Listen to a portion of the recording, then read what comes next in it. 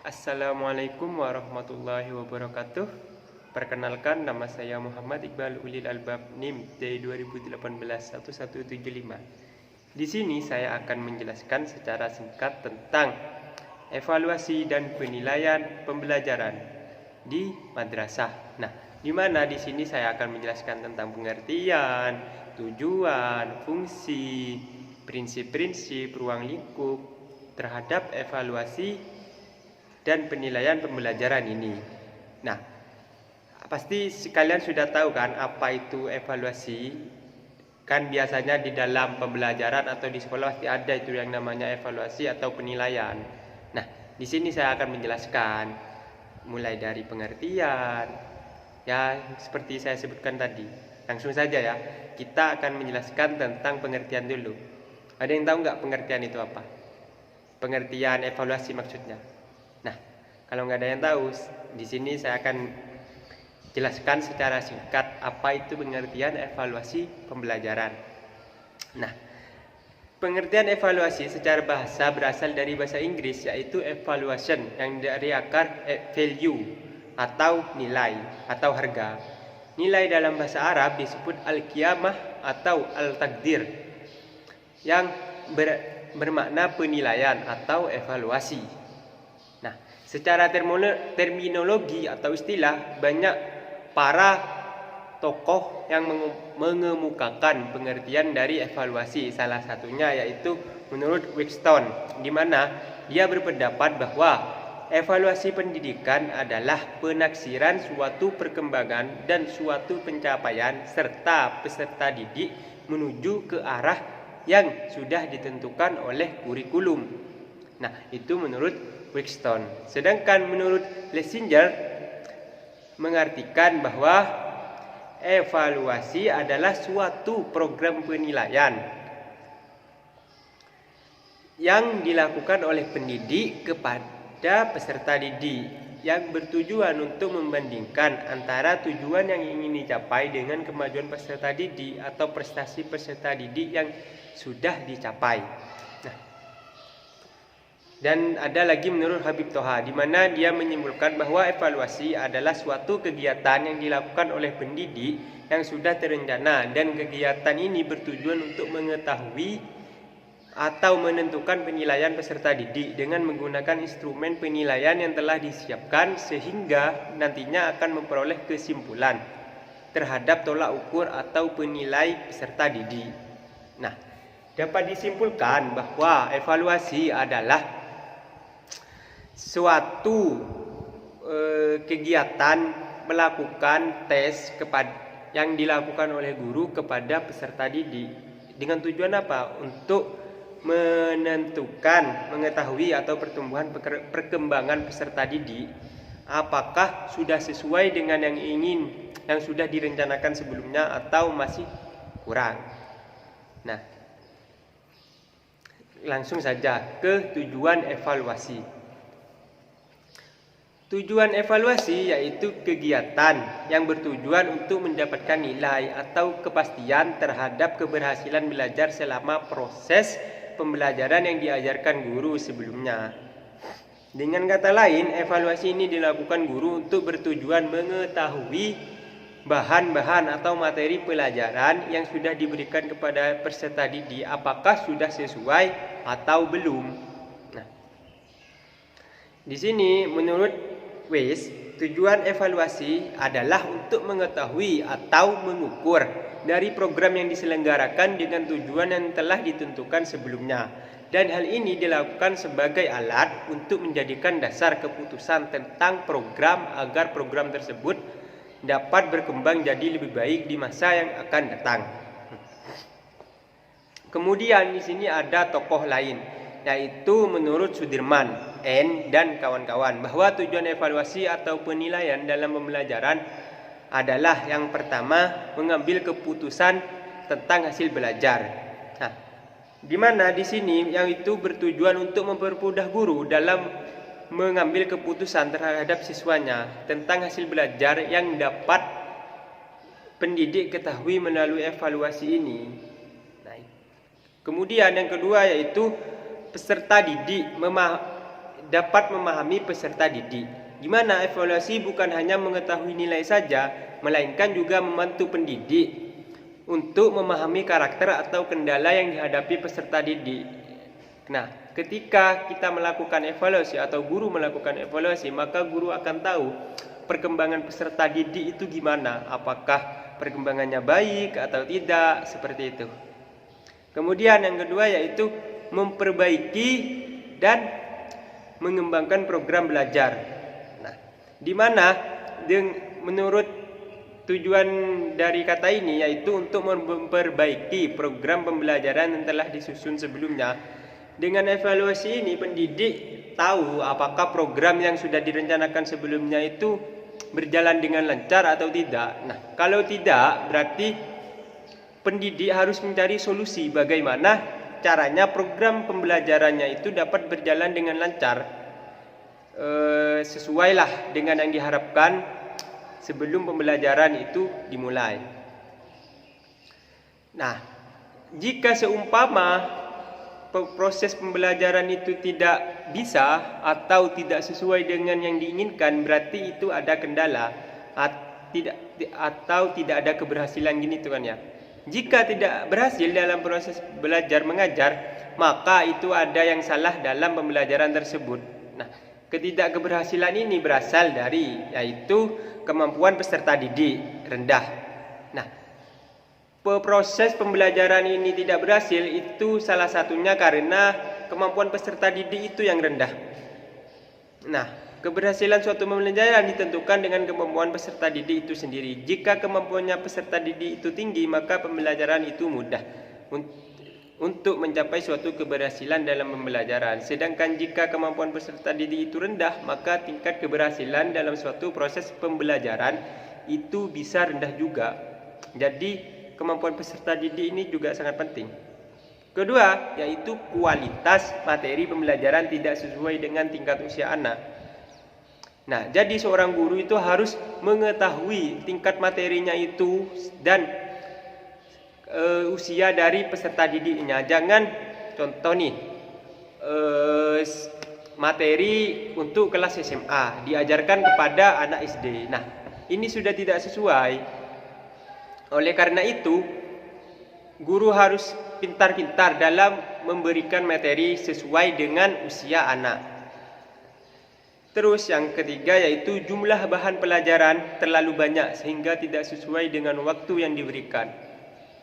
Nah, ini juga sangat penting. Guru harus menerangkan materinya itu jangan langsung semua. Sesuaikan dengan waktu. Kalau seumpama satu pertemuan itu 2 jam, maka guru cukup memberikan satu materi saja yang sekiranya bagaimana materi itu bisa dicerna atau dipahami dengan mudah oleh peserta didik. Jangan langsung banyak materi, satu pertemuan 3 materi. Nah, itu akan mempersulit kepada peserta didik untuk memahami materi yang telah disampaikan oleh guru tersebut. Jadi harus sesuaikan dengan waktu dan bahan materi yang akan diberikan, harus seimbang. Kemudian komponen yang keempat yaitu komponen proses pembelajaran yang kurang sesuai dengan tujuan yang telah ditetapkan oleh guru itu sendiri. Nah, maksudnya yaitu komponen dalam proses pembelajaran itu sangat penting dalam pembelajaran, entah itu komponen media, sarana, dan prasarana. Nah, jadi materinya ini semuanya harus sesuai lah dengan komponen atau media-media yang akan digunakan untuk menjelaskan materi tersebut supaya materi yang disampaikan itu mudah dipahami oleh peserta didik. Seperti itu. Kemudian tujuan evaluasi dibagi menjadi 2, yaitu tujuan umum dan tujuan khusus. Kalau tujuan khusus yaitu untuk mengetahui seberapa efektif dan efisienkah pembelajaran yang ada baik dalam tujuan, materi, metode, media, dan sistem penilaian itu sendiri. Yang kedua, untuk mengumpulkan informasi data yang digunakan sebagai bukti terkait terhadap kemajuan peserta didik. Nah, itu adalah tujuan umum.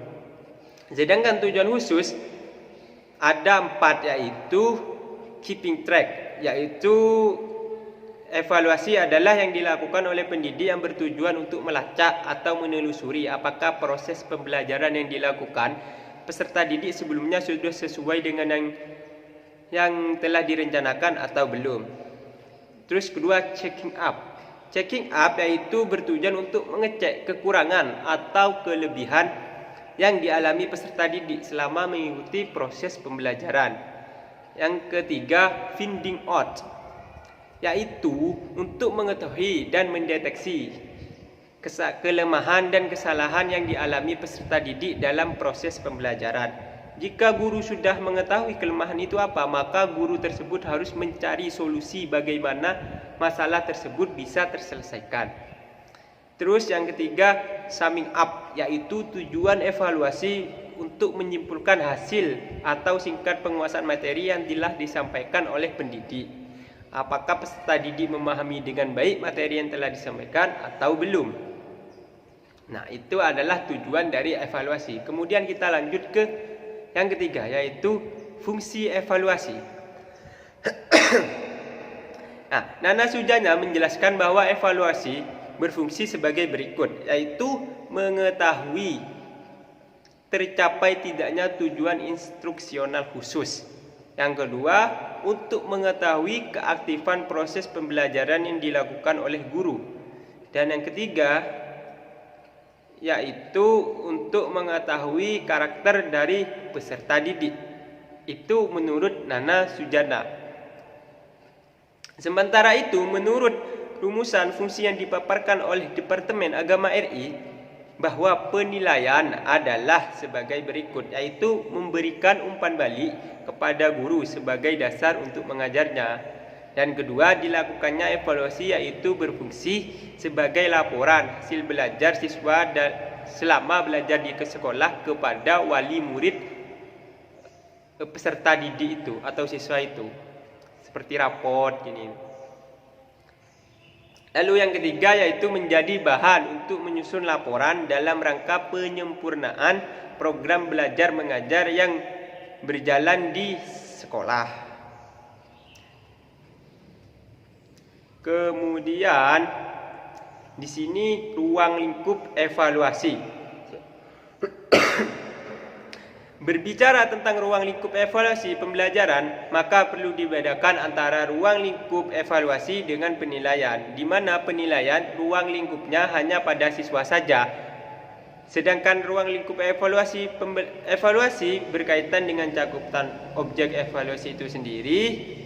Jika objek evaluasi itu sendiri pembelajaran, mulai dari input, proses sampai hasil akhir, itu adalah ruang lingkup dari evaluasi.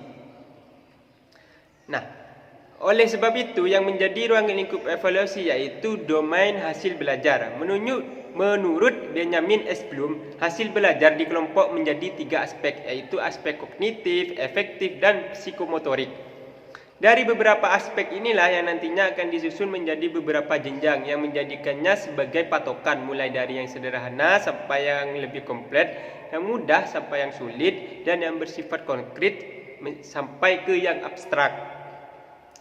Kemudian yang kedua yaitu sistem pembelajaran. Di dalam melakukan penilaian atau evaluasi itu sendiri, maka perlu kita perhatikan juga yaitu tentang sistem pembelajaran, di mana sistem pembelajaran harus sesuai dengan program pembelajaran.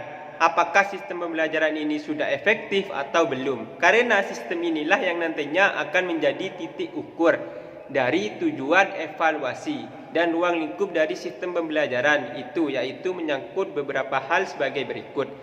1. Program pembelajaran. 2. Proses pelaksanaan pembelajaran. 3. Hasil belajar. Dan ya sudah itu saja 3. Itu adalah ruang lingkup dari sistem pembelajaran. Nah, kemudian di sini langsung ke prinsip prinsip evaluasi, di mana menurut Anas Sujino ada beberapa prinsip-prinsip dasar yang harus diperhatikan, yaitu prinsip keseluruhan atau komprehensif, di mana dengan prinsip ini evaluasi pembelajaran dapat dikatakan terlaksana dengan baik apabila evaluasi tersebut dilaksanakan secara menyeluruh. Dengan kata lain, evaluasi pembelajaran harus dapat mencakup semua aspek, mulai dari aspek kognitif, afektif, dan psikomotorik. Dan kedua yaitu prinsip kesinambungan atau kontinuitas. Prinsip ini yaitu hasil belajar dilaksanakan secara teratur. Kalau mau evaluasi itu jangan satu kali saja, harus berlanjut. Kalau evaluasi ini berhasil, maka lanjut lagi ke tahap berikutnya. Jadi harus kontinu gini tuh ya, atau bersambung. Terus yang ketiga yaitu prinsip objektivitas. Di mana prinsip objektivitas ini yaitu menjadi evaluasi yang sesuai dengan harapan jika memenuhi unsur-unsur objektivitas penilaian atau terlepas dari penilaian subjektif yang akan mengarah kepada kesalahan dan melakukan penilaian dan tingkat kecakapan dan keahlian yang dicapai oleh peserta didik. Nah, kemudian menurut pendapat lain mengatakan bahwa prinsip evaluasi yaitu sebagai berikut. Evaluasi memiliki sifat terpadu, evaluasi harus memiliki cara belajar siswa aktif, harus bersifat kontinuitas, evaluasi harus sesuai dengan tujuan yang diharapkan sebelumnya, bersifat komprehensif, evaluasi harus objektivitas dan tidak membeda-bedakan, dan harus memiliki unsur pedagogis. Nah, kemudian di sini masuk ke materi selanjutnya yaitu implikasi penilaian terhadap pembelajaran. Di antara implikasi penilaian pembelajaran yaitu sebagai berikut: meningkatkan pembelajaran, lalu memandu pembuatan keputusan dan mendiagnosis masalah pembelajaran dan performa, dan meningkatkan pengaturan diri. Nah, itu adalah implikasi dari evaluasi dan penilaian pembelajaran di madrasah.